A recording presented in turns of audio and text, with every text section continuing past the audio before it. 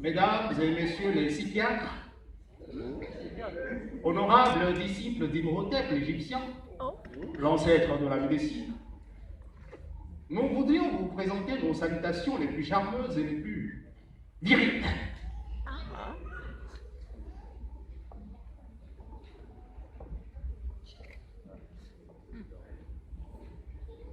Nous nous trouvons ici, à la clinique psychiatrique des infidèles. À un moment où, sans examen clinique, la coalition des femmes mariales nous accuse. Nous, les hommes de la Ligue des célibataires endurcis, d'être les conspirateurs de l'apologie du célibat et de l'instabilité des foyers.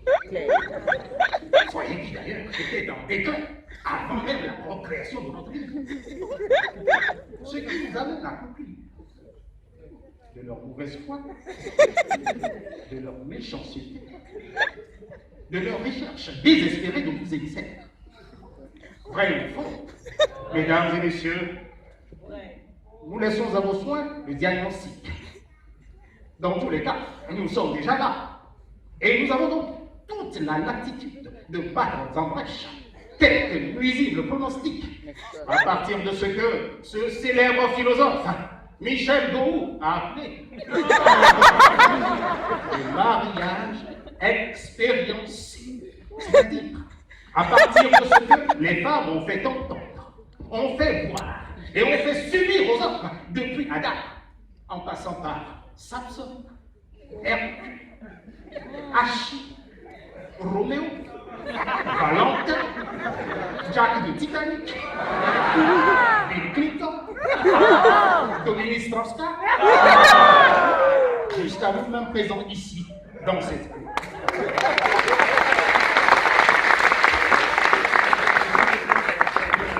Mesdames et messieurs, c'est nous.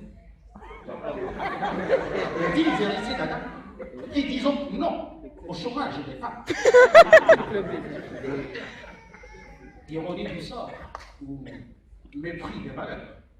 C'est nous qui nous retrouvons devant vous aujourd'hui pour qu'on nous traite d'infidèles, de fabuleux, pour qu'on nous qualifie de dragueurs impénitents.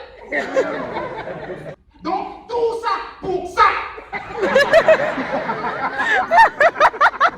Deuxième précision, mesdames et messieurs. Nous avons entendu des femmes dire, depuis la création d'Adam, les hommes n'ont eu qu'un seul projet. Comment découcher de maîtresse en maîtresse en dribblant le femmes par tous les moyens, y compris le chantage. Non, non, non. Nous sommes debout ici, ce n'est pas vrai. C'est le contraire qui est vrai et nous allons vous l'exposer. On ne peut pas tronquer l'histoire des hommes virils devant nous.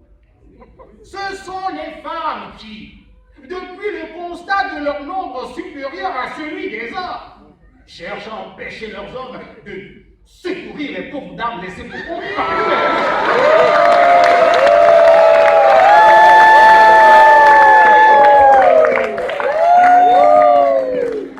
Et nous avons des preuves de ce que nous disons. Au moins 8 combines féminines contre les hommes chaque mois par cette rocambolesque histoire de monstrueux.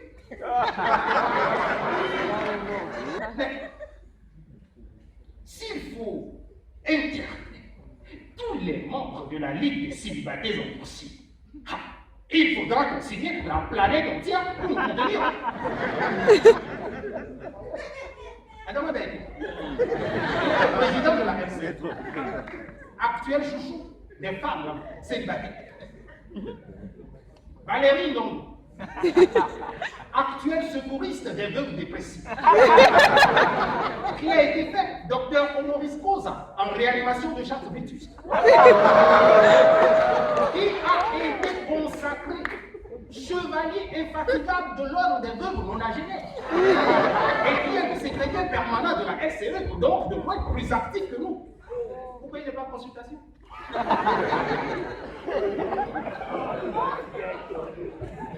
Mesdames et messieurs, nous avons entendu trop de commérage ici. Et croyez-nous, en tant que jeunes virils dévoués de la LCE, nous sommes beaucoup trop machoqués.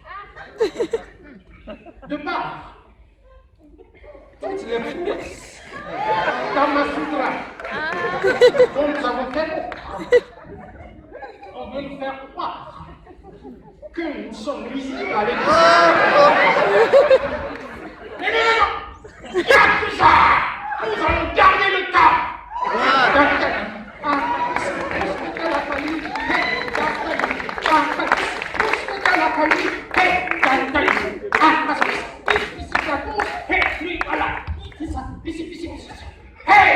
Ces hommes de la Ligue des célibataires endurcis ne donnent jamais librement l'argent aux femmes, à moins qu'elles les fassent banner.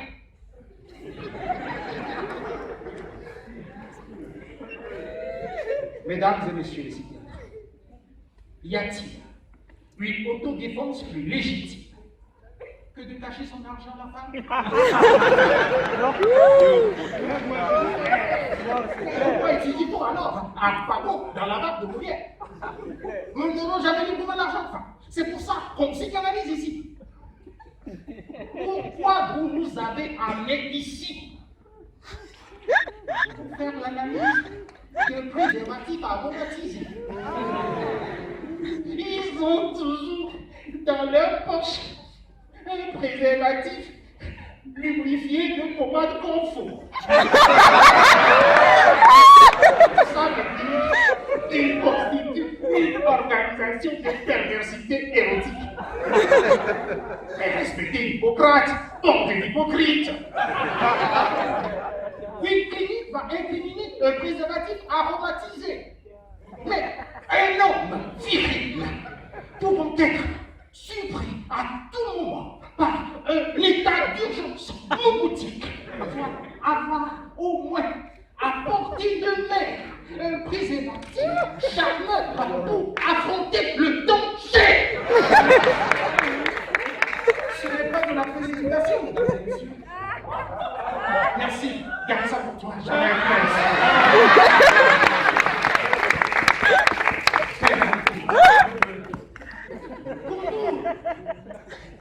qu'on l'appelle Bélis, qu'on l'appelle Bazooka, qu'on l'appelle Zizi, qu'on l'appelle Alice, qu'on l'appelle Bombardier, qu'on l'appelle Nico, qu'on l'appelle Zango.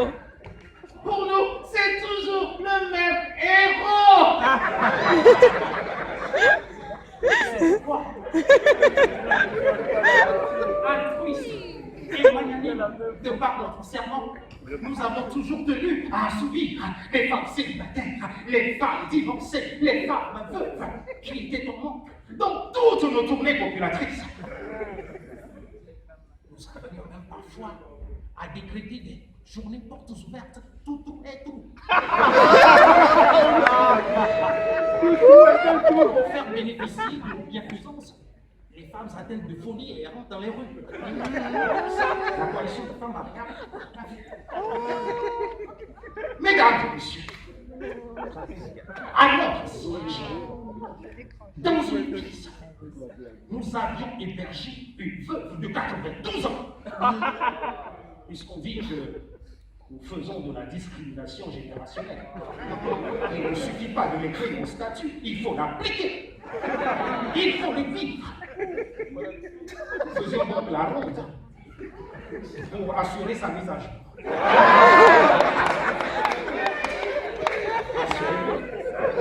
Elle n'était pas déglinguée. Elle n'était pas mourante. Elle se déhanchait comme une petite fille androïde. Pour le respect que nous lui devons, nous n'allons pas dire ici combien de fois nous la wasapions dans une journée. Mais vraiment, Ces petits-enfants nous envoient régulièrement des lettres de remerciement. Et dans nos vies de tous les jours, nous redonnons espoir à celles que la coalition des femmes mariables appelle les dévergondées du troisième âge. Mais qui sont donc ces phallocrates qui adorent les couples divinement sculptés, qui adorent la poésie des lèvres fraîches ou entrouvertes au plaisir, et qui s'échinent pourtant à briser la solitude des femmes disgracieuses, et qui continuent de voler au secours des grand-mères veuves, et qui acceptent de dépanner les femmes handicapées mentales.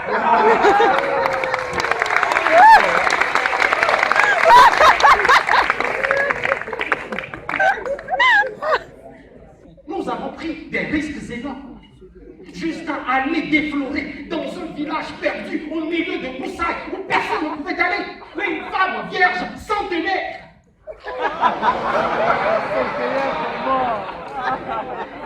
Mesdames et messieurs, nous avons sacrifié nos phallus pour la cause féminine. Nous avons sacrifié nos semences pour le bonheur de la femme, mesdames et messieurs. Nos enfants sont restés dans des préservatifs jetés à la poubelle. Et nous ne connaîtrons jamais. Nous espérons y aller sans préservatif un jour, pour les voir germer, grandir et porter des fruits à leur tour. Parce que nous voulons leur passer les pépins. C'est pour eux que nous donnons le meilleur de nous-mêmes. Pour que demain, ils puissent vivre avec fierté sur nos stèles. Si j'ai un phallus héroïque qui rendit le monde meilleur. Un monde où l'on ne transforme pas le sexe en produit cosmétique et le produit cosmétique en sexe. C'est pourquoi nous nous battons, mesdames et messieurs. Même nos propres sympathisantes, jusqu'aujourd'hui, des femmes en état de suffrage avancé continuent d'attendre pour être servies. La demande est énorme. Il y a des hommes qui abdiquent en se mariant. Il y a de longues files d'attente de femmes chaque jour devant notre siège. Nos maisons même sont assiégées. La coalition des femmes mariables, notre fondateur, Dieudonné Kamongo Bachila est mort pendant son 9 politique humanitaire.